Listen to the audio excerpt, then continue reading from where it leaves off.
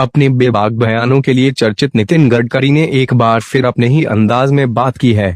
एक कार्यक्रम को संबोधित करते हुए उन्होंने कहा कि सरकार समय पर फैसले नहीं लेती है और यह एक समस्या है।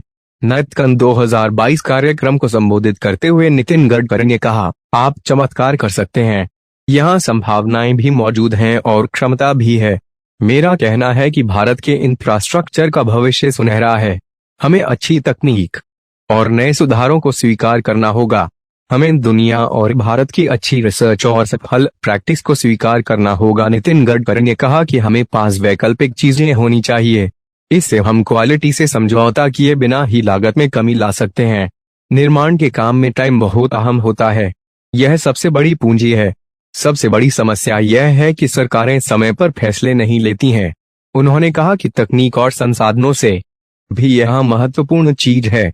उन्होंने कहा कि हमारे पास बहुत क्षमता है, लेकिन हम 60 लाख करोड़ रुपए के ईंधन का आयात करते हैं और यह समस्या की बात है।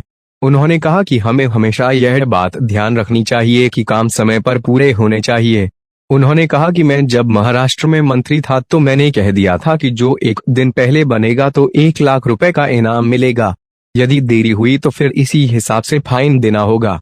माहिम में फ्लाईओवर बनाने के लिए समय 24 महीने का था, लेकिन ठेकेदार ने 21 महीने में ही तैयार कर दिया। इसकी वजह यह थी कि उसे बोनस मिलना था।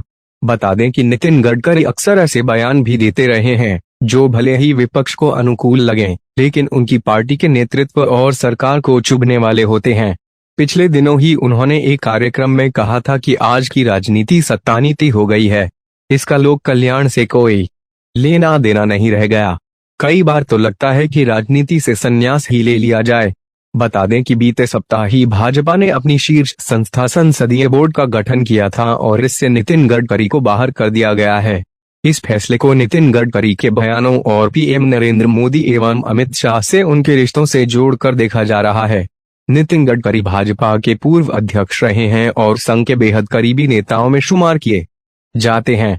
ऐसे में संसदीय बोर्ड से उनके बाहर होने पर काफी चर्चाएं हुई थीं।